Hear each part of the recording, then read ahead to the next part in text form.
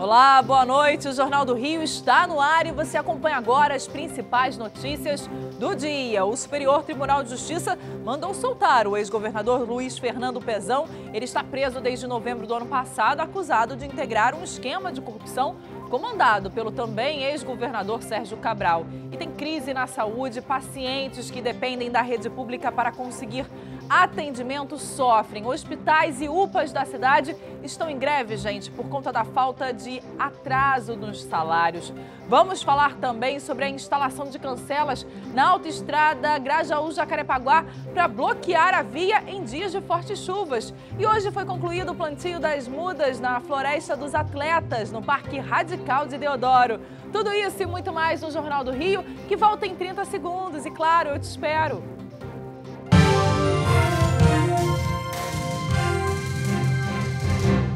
A gente abre o Jornal do Rio falando do pedido de soltura do ex-governador Luiz Fernando Pezão, que está preso desde novembro do ano passado. A decisão foi do Superior Tribunal de Justiça. Pezão está preso no Batalhão Especial Prisional, o BEP, que fica lá em Niterói. E é exatamente para lá que a gente vai agora conversar com o Fernando Davi. Boa noite, Fernando. Expectativa para a saída aí do Pezão do presídio? Expectativa sim, Natasha. Boa noite para você, boa noite a todos. Pezão ainda está detido aqui na unidade prisional da Polícia Militar em Niterói, na região metropolitana. A Secretaria de Administração Penitenciária informou que ainda não foi notificada sobre essa decisão da Justiça, portanto ainda não há um horário, uma previsão de horário para que Pezão saia aqui da unidade prisional da PM em Niterói. Essa decisão da sexta turma do STJ foi unânime por 3 votos a 0. Os ministros decidiram conceder a liberdade condicional a Luiz Fernando Pezão. Os outros 2 ministros da turma se abstiveram, se declararam impedidos e não participaram, portanto, dessa votação. Em contrapartida, o STJ determinou que Pezão cumpra uma série de medidas cautelares. Por exemplo, ele vai ter que usar a tornozeleira eletrônica, ele não vai poder sair de casa entre 8 da noite e 6 horas da manhã. Pezão também fica impedido de assumir qualquer cargo público e não pode deixar o estado do Rio de Janeiro sem autorização judicial. A gente lembra que o Luiz Fernando Pezão foi o primeiro governador do estado preso durante o exercício do mandato. Isso foi em novembro do ano passado. Ele foi preso em um desdobramento da Operação Lava Jato. Ele que responde pelos crimes de corrupção, lavagem de dinheiro, organização criminosa e é acusado de receber 39 milhões de reais em propina em troca de vantagens indevidas entre 2007 e 2015, período em que foi secretário de obras, vice-governador do estado e também governador. O Pezão nega todas as acusações. Natasha. Obrigada, Fernanda. A gente continua acompanhando de perto esse caso. E agora a gente fala de crise na saúde, gente. Quem depende da rede pública para conseguir atendimento está sofrendo. De acordo com o Sindicato dos Médicos, 14 hospitais e UPAs da cidade estão em greve devido ao atraso nos salários dos funcionários. Pacientes debilitados em macas e cadeiras nos corredores. As imagens foram feitas nesta manhã no Hospital Municipal Salgado Filho, na zona norte do Rio de Janeiro. Mas os problemas se repetem por toda a rede de atendimento básico. Com salários atrasados, funcionários paralisaram os trabalhos por 2 dias e quem depende do SUS precisa percorrer a cidade para encontrar atendimento. Esta mulher foi a 3 unidades de saúde com o filho para fazer uma drenagem no pulmão. Muito triste. Tem 1 ano e meio que eu perdi um filho, vou perder outro. Não tem como. Este técnico de enfermagem que trabalhava até o início do mês no Hospital Municipal Albert Schweitzer está desde segunda-feira algemado em frente à unidade para protestar. Isso aqui é uma maneira de protestar contra 2 meses de atraso de pagamento, sobre esse caos que nós estamos vendo na saúde pública municipal. A dívida da prefeitura com organizações sociais que administram unidades de saúde chega a 350 milhões de reais. Os problemas se estendem também aos 6 hospitais federais que funcionam aqui no Rio de Janeiro. Entre eles o de Bom Sucesso, a maior unidade pública de saúde do estado. Há 2 meses, por falta de médicos, o setor de oncologia foi fechado. E o tratamento de quimioterapia de cerca de 300 pacientes suspenso. O hospital alega que 7 dos 8 oncologistas pediram demissão e afirma que os pacientes vão continuar o tratamento em outras unidades. Mas como elas também estão lotadas, não há vagas suficientes. Nós simplesmente condenamos esses doentes à morte. Interrompendo no meio. interrompendo no meio, eles soltos, sem saber para onde vão, se marcou, se não marcou, se não chama, é uma agonia. Paulo luta contra um câncer no abdômen, mas teve o tratamento de quimioterapia interrompido na reta final. Eu tenho um netinho de 2 anos, Miguel, eu queria curtir ele, entendeu? Então está acontecendo comigo isso. Eu estou querendo viver, dependo do hospital e o hospital não está me ajudando. A gente foi atrás de respostas. Em nota, a Prefeitura informou que o pagamento dos empregados das organizações sociais, as OSS, será decidido pela Justiça. Já o Ministério da Saúde disse que os pacientes oncológicos, esses que a gente acabou de ouvir as histórias da unidade ali de Bom Sucesso, estão sendo transferidos para outras unidades, mas eles estão priorizando nesse momento os casos mais graves e a gente vai continuar acompanhando de perto essa crise na saúde.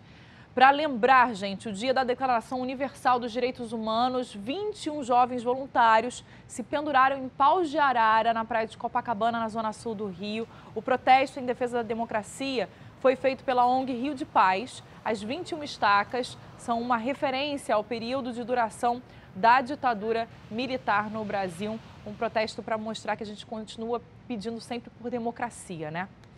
A seguir, tem legado olímpico. A gente fala da conclusão do plantio das mudanças na floresta das mudas na Floresta dos Atletas, no Parque Radical de Deodoro.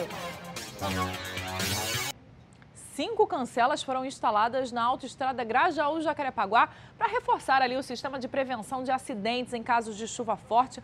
Os agentes da Sete Rio vão ficar responsáveis por fazer o bloqueio da via quando o volume de chuva atingir um nível crítico. A medida faz parte da ação do plano de verão da Prefeitura para evitar mais tragédias durante os temporais. Outras vias também vão receber esse mesmo sistema manual de bloqueio, como, por exemplo, o Alto da Boa Vista e os mergulhões da Armando Lombardi na Barra da Tijuca. Até o dia 22 de dezembro serão 21 cancelas instaladas pela cidade. E olha só, gente, o traficante Marcelo Piloto foi condenado a 5 anos de prisão por envolvimento na invasão da delegacia do Engenho Novo, na Zona Norte, durante um resgate de um comparsa lá em 2012. A decisão é da 16ª Vara Criminal do Tribunal de Justiça do Rio. Na sentença, o juiz Marcelo Oliveira da Silva afirma que a natureza do delito imputado ao réu ao organizar a invasão de um distrito policial, com diversos criminosos fortemente armados, sob seu comando, demonstram sua periculosidade, sua audácia e seu desrespeito às regras do Estado. Em outro trecho, o magistrado classifica a ação como um verdadeiro ato terrorista. Marcelo Piloto foi condenado a 5 anos de prisão em regime fechado por coordenar a invasão na delegacia. Mas o Ministério Público pretende recorrer da decisão, porque outros criminosos envolvidos na ação, que eram subordinados a Piloto, foram condenados a penas mais longas. 3 integrantes do bando foram condenados em 2013 a penas de 7, 8 e 9 anos de prisão. O caso aconteceu em julho de 2012. 16 traficantes armados invadiram a delegacia do Engenho Novo, na zona norte do Rio, para libertar Diogo Souza Feitosa. Com fuzis e pistolas, o grupo rendeu os policiais e conseguiu liberar o comparsa da carceragem da DP. DG, como era conhecido, acabou morto 1 ano depois, em uma operação do BOPE. Atualmente, Marcelo Piloto cumpre pena de 18 anos em regime fechado no Presídio Federal de Porto Velho, em Rondônia. Ele foi preso há 2 anos pela polícia paraguaia na cidade de Encarnação e foi extraditado para o Brasil em novembro de 2018, após assassinar uma mulher dentro do quartel das Forças Armadas, onde estava preso. Tomou posse hoje o novo superintendente da Polícia Federal aqui do Rio, Carlos Henrique Oliveira de Souza, assume no lugar de Ricardo Saad, que esteve à frente da PF durante pouco mais de 1 ano. O delegado federal Carlos Henrique Oliveira foi empossado nesta manhã na sede da Polícia Federal, na zona portuária do Rio.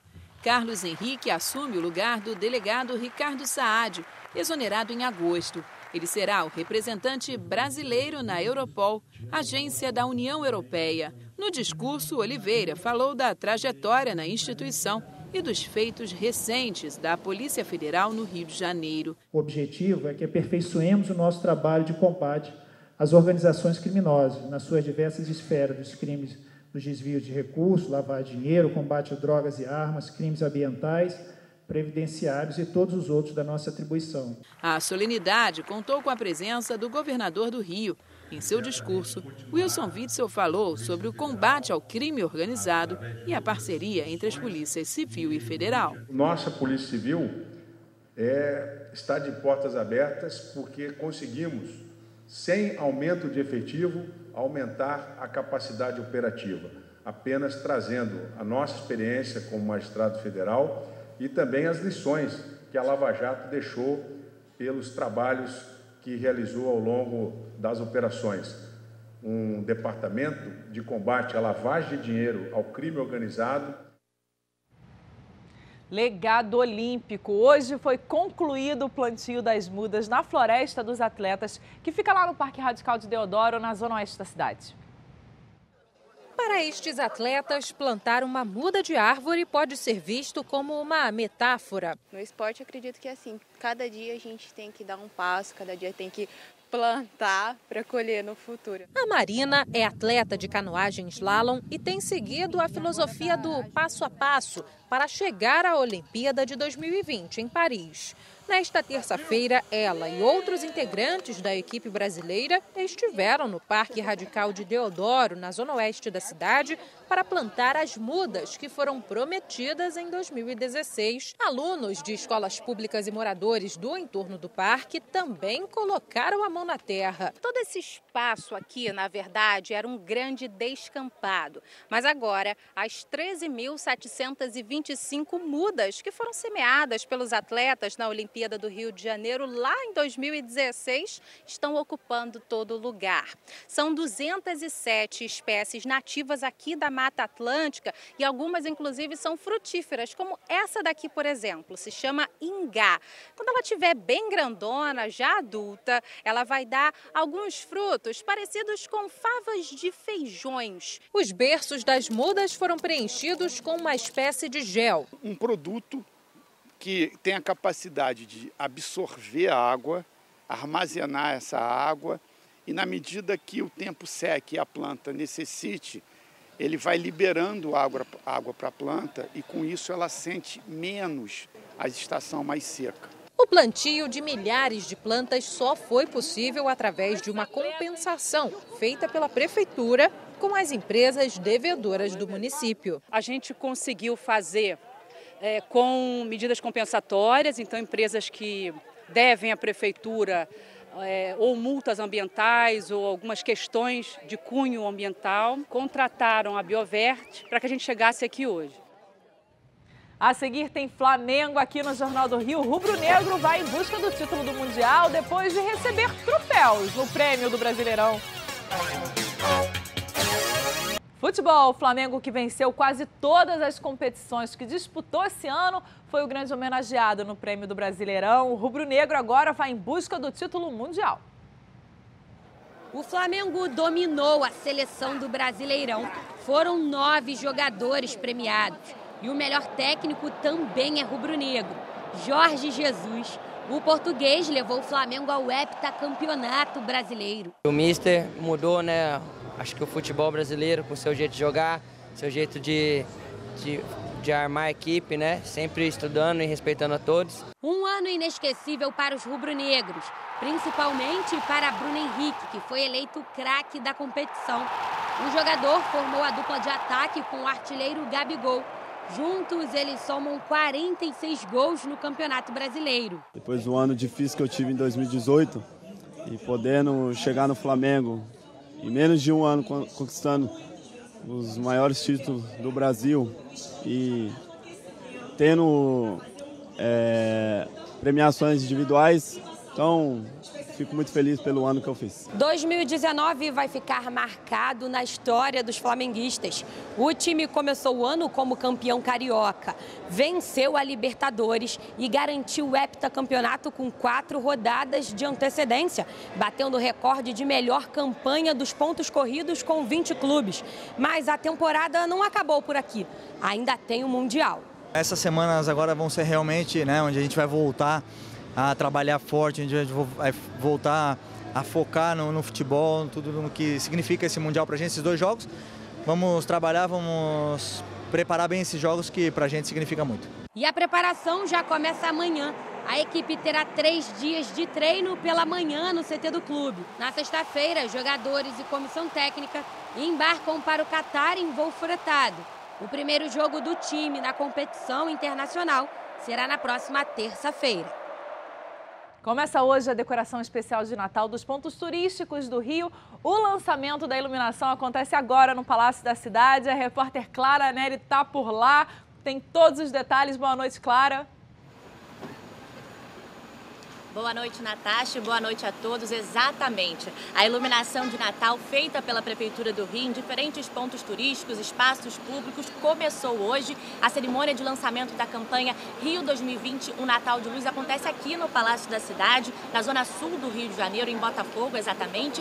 E o acendimento simultâneo das luzes começou tem cerca de 15 minutos e diferentes monumentos, assim como o Palácio da Cidade, que a gente já está vendo, vai ficar iluminado de hoje até o Dia de Reis, que é dia 6 de janeiro. E assim como o Palácio, o Cristo Redentor, o Pão de Açúcar, os Arcos da Lapa também vão ficar iluminados, assim como o Monumento Estácio de Sá, as passarelas do Aterro do Flamengo.